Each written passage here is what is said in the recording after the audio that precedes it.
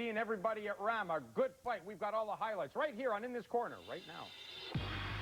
Coming up on In This Corner, it's another rumble at Rama. It's the Canadian kid, Steve Molitor, defends the super bantamweight IBF title against Fahsan 3K Battery.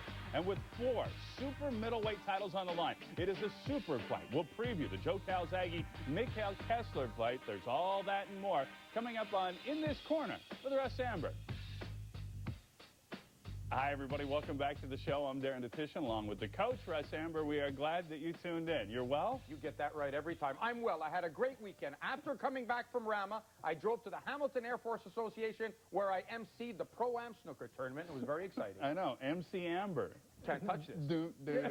You like that? No, it was good. It was very good. It was a great weekend. I loved it. Yeah, we're going to start with the big fight because 11 months ago, Steve Molitor went over to Hartlepool, England. He beats Michael Hunter. He wins the IBF title. 7 months after that, he has his first title defense. 2 months after that, he fights Fahsan 3K Battery. Now, this is good for him. You know what they say about idle hands? He needed the work. He was relatively busy. He had predicted a 6th-round knockout against Fahsan 3K Battery. Well, he's not Nostradamus in terms of his boxing predictions. Hey, a win is a win is a win. These highlights are brought to you by Mitsubishi, the rally-inspired Mitsubishi Outlander.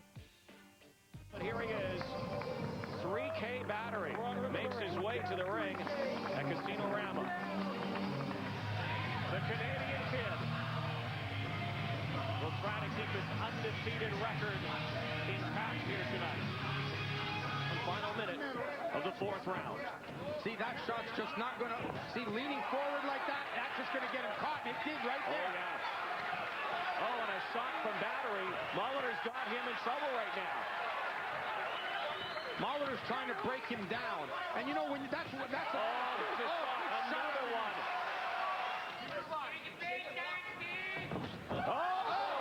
What a shot. Now that Molitor was just caught. That should have been a knockdown. That should have been scored a knockdown by the referee because the ropes held Molitor up. And that's the rule. Fahsan 3K Battery is right in this. I'm not saying that that shot hurt Molitor, but the fact is it landed and sent him into the ropes, and the ropes held him up. He was, for all intents and purposes, down. Molitor staggered here in round 7. 3K Battery's corner alive here and jumping right beside us. Oh, a big left there. Caught Battery, and right now, still standing though. Still standing, so that's when you got to think, I'm not going to load up with this guy. I'm just going to pepper him with shots. Another big shot. How is he standing up? Molitor hit him with another bomb. There's a big shot. That one hurt 3K Battery. Well, you couldn't tell by the way he's coming forward. Here he still is. Just does not stop. 30 seconds. Molitor. There's the flurry now. That's the flurry I was talking to you about. There it is. 3K Battery still on his feet. This fight goes the distance. What a scrap. What a scrap. The winner, and still IBF Heavyweight Champion of the world, the Canadian Kid, Steve Molitor. Well, partner, I know after the fight, Molitor wasn't exactly pleased with his performance. He thought he was a little sluggish, but what did you think of the fight itself? That's the first thing he said. He said he felt sluggish. He didn't really feel right. And I attribute it to the fact that he wanted to go out there so much and fulfill his prediction that he was going to take this guy out in the 6th round. And I think that took away a little bit from the fight. You know what? That's a bit of a Freudian slip, because isn't that the way it always works out, though? You make these predictions and they turn into predicaments. Yeah, good really, point. Because you put pressure on yourself to go. In the 6th round, he was almost desperate in saying, I got to get this now, I got to get this now. But I think overall, when you look back on the fight, he did a lot of great things in the fight. He boxed smart. When he saw that he really couldn't take him out, he started using different strategy. He moved a little bit. Then he would stand there and throw flurries of shots. Then he'd go back to the jab. He mixed it up really well. I think overall, he's going to look back on this fight as a real turning point and learning experience in his career. You watch and see. Right, so you think it was a good thing that he went through a little bit of adversity here. He had to do a little bit more than just bang somebody out early on. And going 12 rounds. And he needs to work. You're darn right he needs to work. He's done more work. He's done more work as champion than he did when he was on his way to becoming champion. He's fighting more now than he did before he became champion. And you're going to see, if he blows this guy out in 2, 3, 4 rounds, it's a nothing fight. He goes 12 rounds. He does it smart. Good job and for him. He got tagged. That was a knockdown. You could even see when he came off the ropes there, Molitor was waiting for the count. Fahsan went to the neutral corner. Everybody in the building. But you know what, though? I mean, hey, listen, that's going to happen once in a while. Things do tend to get over or miss. Change the outcome it did not affect the outcome of the fight whatsoever. So here you've got Steve Molitor, who's the IBF champ. You got Israel Vasquez, who's the WBC champ. Celestino Caballero, the WBA champ. And Ponce de Leon is the WBO champ. And that apparently Daniel Ponce de Leon and Celestino Caballero got upcoming fights in the next little while. So does Vasquez and Marquez are supposed to meet again. Right, as well. Apparently, and they've fought twice already. That's One guy so has a victory apiece. So, although I don't believe that fight has been officially made as it's going to happen. But where does Molitor fit into the grand scheme of things? Because I know that Ponce de Leon and Caballero have fought before. I think the guy's right in there. I think he's right in the mix. I think when you're looking at Vasquez and Rafael Marquez, that might be, 9 months away from Molitor, where he's going to go in there and with a real legitimate shot at winning the fight. He might be just in the development stages just to get there. De Leon, he probably could take right now. I think he's right in the mix, and I think right now, after the performance, even though we're not looking at 3K Battery as Jack the Giant Killer, I mean, he's no Israel Vasquez, but nonetheless, I think the performance that Molitor put on in the fight, the way he was able to go 12 hard rounds, well-conditioned, well-prepared. He was punching just as hard in the last round. And you saw, even after winning, say, 9 of the first 11 rounds, in the 12th round, he's still going at it in flurries and throwing shots. I think that shows that he could be in there. He's a world-class guy. He's right up there with them guys, and I think Molitor should be proud of the performance he put on Saturday night. Brother. Absolutely. I would love to see some sort of unification of the division itself. We always want to see that. That's what's great about boxing. You know what? We're going to talk about some super middleweights in a moment or two. More from Rama, including the big boys, Ray Olabawale. Demetrius King, over 530 pounds, meet in the middle. The Canadian heavyweight champion, Raymond Olawale, who's 5-1-1, 3 KOs in the red and black trunks, taking on American Demetrius King, who is 13-15. Now, Demetrius King, the interesting part about this, he's the guy that knocked out Berman Steven. That's the same one. Handed him his first professional loss. 6 seconds to go in the 6th round, and really, this was all Olawale through the entire fight. He was ahead on each and every scorecard. It wasn't even close, Russ. No, he dominated. He used his size, and believe it or not, watch this here now. This is with 5 seconds left to go. Olawale hurt with the right hand, leans over the rope. Where's the referee? And down goes Olawale. 2 minutes and 55 seconds of the 6th round. Absolutely unbelievable. King pulls this one out of the fire. More on that in a moment. Specifically, the refereeing in that fight. Youth featherweight action now. Martin Lindsay, 8-0, 3 KOs in the white trunks, taking on the Mexican Uriel Barrera, who is 12-1, 6 KOs in the blue trunks. You would have loved to see this guy Barrera fight. Not one time in the entire fight did the expression on this guy's face change. Lindsay comes out early in the fight, first round action. You know what, though? It should change, because right now it's not looking so good for him. And Lindsay thinks he's just going to walk through this guy. Here we are, round 8. Barrera still coming at him, still throwing punches. Lindsay has thrown the kitchen sink at this guy, and this guy keeps coming back. His expression never changed, never fazed. But you know what? Overall, a nice performance from Martin Lindsay as he wins the youth featherweight championship. Look at that belt on him's like my belt on you. It's just your belt fits Demetrius King. That's right. 2004 Olympic gold medalist Alexander Povetkin.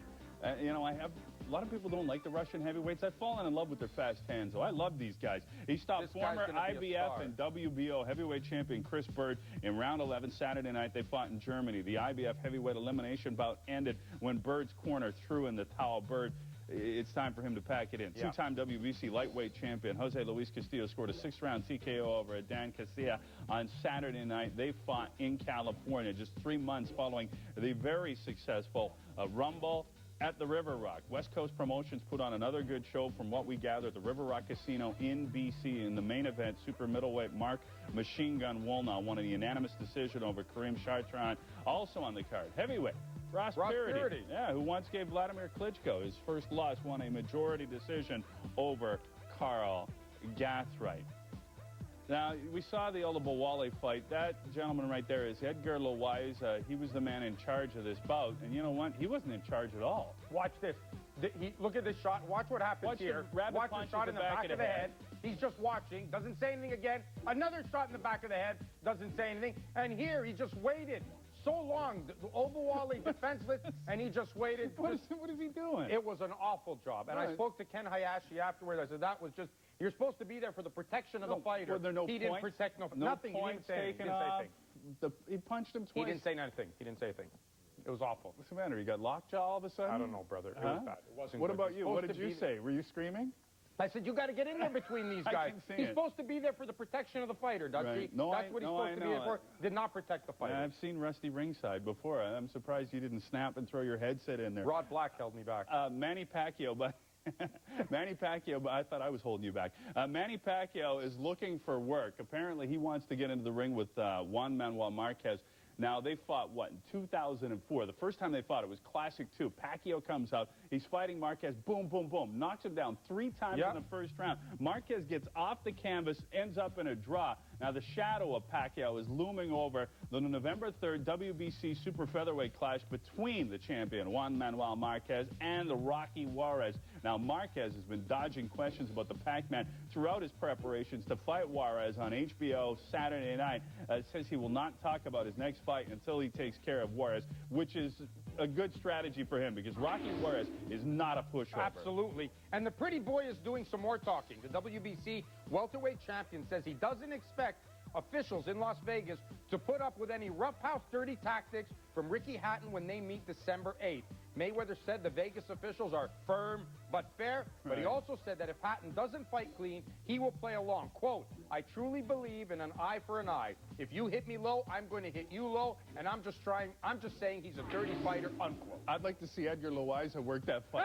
A former WBO welterweight champion, Antonio Margarito, says he will be the champion once again. Now, Margarito is sure that a win over Golden Johnson will put him in line for a shot against the winner of the Miguel Cotto Sugar Shane Mosley bout. Both fights are on the same pay-per-view card, November the 10th, Madison Square Garden in New York. And finally, Dutchie, unbeaten IBF middleweight champion King Arthur Abraham will defend his title against number 12 ranked Wayne Elcock on December 8th in Basel, Switzerland. Abraham is 24-0 with 19 KOs and will be making the 5th defense of his title. It'll be the first fight of his career outside of Germany. Hey, listen, back to the Rocky Juarez thing against Juan Manuel Marquez, because we know that Manny Pacquiao is just, in the background, waiting for another shot at Juan Manuel. You and I watched Rocky Juarez fight in Vegas. I mean, this guy's a very good fighter. He can fight. He is slick. Just like the Barrera kid. Anytime your last name is Barrera, you know what you're going to get.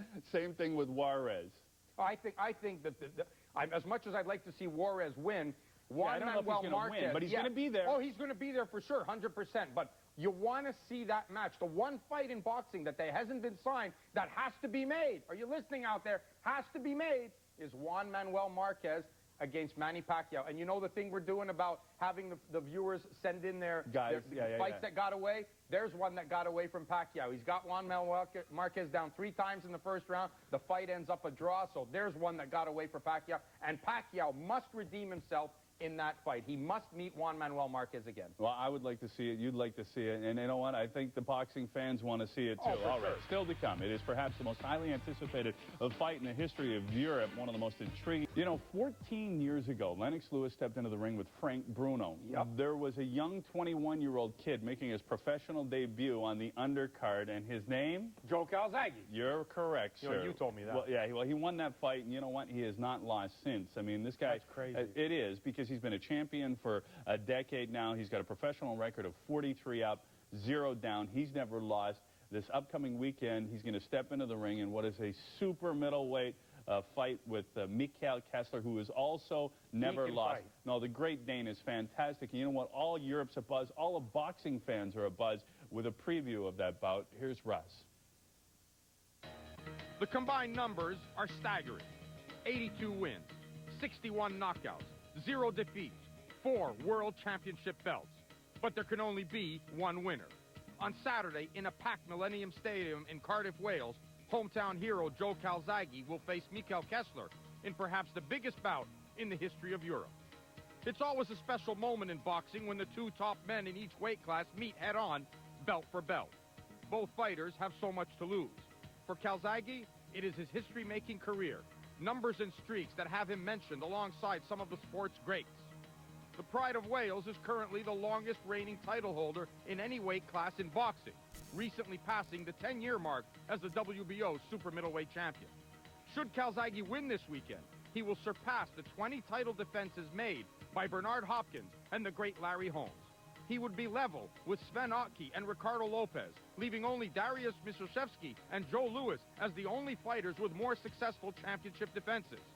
In addition, at 43-0, Calzaghe is 6 fights away from equaling Rocky Marciano's unbeaten record. His humiliation last year of previously unbeaten Jeff Lacey finally got him the notoriety he deserves in North America.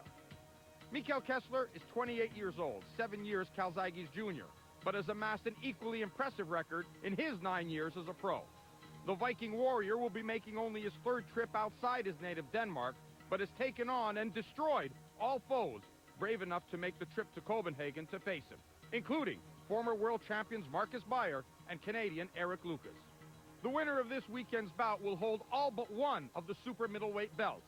That one is currently around the waist of Canada's Lucien Boutte. No matter who comes out on top, we could see Boutte get a shot at the rarest of opportunities in modern boxing, being an undefeated and undisputed champion of the world. I'll tell you what. Every Is time the division hot or is the division hot? But every time I see Boutte throwing those, I'm like ducking, and it's like, ooh, too much. Okay, let's talk about Kessler Calzaghe. I've heard some interesting things coming out of the Calzaghe camp, how they're going to approach this fight. Who wins this bout? Dutchie, I've told you all along that I consider Mikel Kessler one of the best fighters in the world, pound for pound. And I know the pound for pound stuff. I don't really hold a lot of stock in it, but I like fundamentally the way this guy fights. I've told you that time and time again. And I'm just got a feeling, although Calzaghe is a great champion, tons of experience. Well, the Calzaghe camp is saying that Kessler comes straight forward. He throws a straight left jab, he throws a straight right, fine, and he's going to be there. Do. And he has never faced anybody quite like Calzaghe, who's seen everything. They think that he's going to be able to outbox this guy. But I'm going to tell you this. This is the best fighter.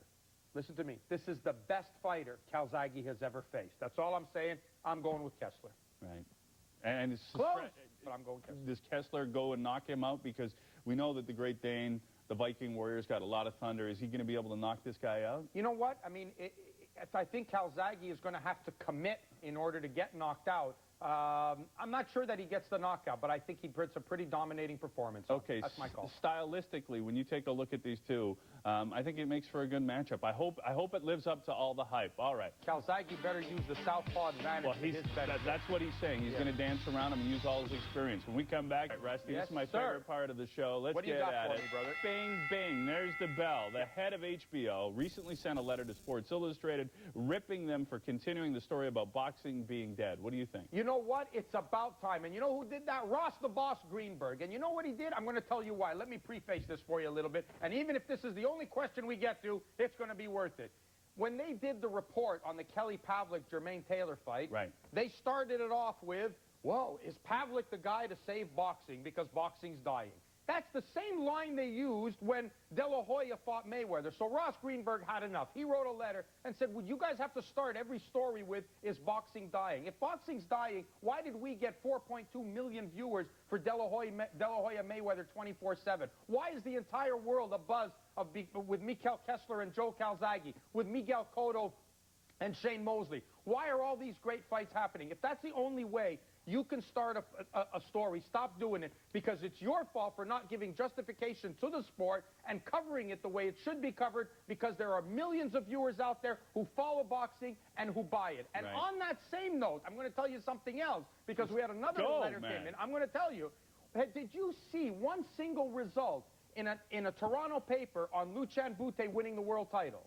I'm going to answer that for you. The answer is no. And I'm going to tell you this. I'm going to tell you this. Listen, no. You wait. I want to finish this. If I'm the editor of a newspaper and somebody a Canadian won a world title in whatever sport it is, I don't care what it is. He wins a world title, and that doesn't appear in my sports section. That is pure incompetence, and that's what I got to say about that. Okay, no, hey, doesn't matter what you got to say. No, I hear what you're saying, but good. Next question. I'm tired of it. It's the media's Never fault. mind. You're the media. No. I don't want to hear. Next question, because that's the way it is, and there's nothing can change that. Yeah. Next. Well, HBO should worry about themselves rather than what Sports Illustrated is doing. Yeah, they've done a fantastic job. What, they haven't? HBO hasn't done a fantastic job covering boxing. Is that what you're saying? No, all I'm saying is they have a lot of power. Let's get it back on mainstream television. Let's trim the number of divisions. Let's make it a little more palpable for the people out there. That was a great opening question.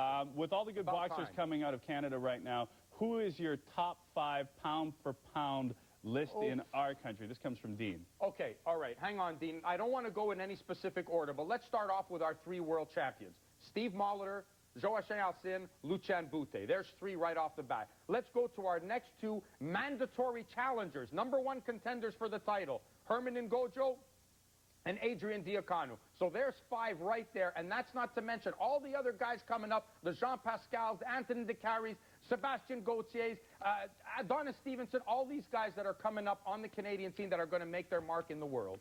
So there's a good list of guys. I think the crop is healthy. Hey, we got a really good question from Bruce Coral. He wants to know about Mikael Kessler being AWOL leading up to the fight. We got a good question from Ray in Abbotsford, BC. We got a good question from Steve. But you had to add all your stuff at the end, didn't you? You had Make to add the your sport a little more palatable. It's Worry palatable. about your Don't own worry. Look, business. we got us on the air. What are you talking about? Hey, we hope you enjoyed this edition of the show. We'll have a conversation, Russ and myself, about the sport of boxing next week as well. Thanks for watching. Russ Anber's Clothing by Pellegrino Castronovo.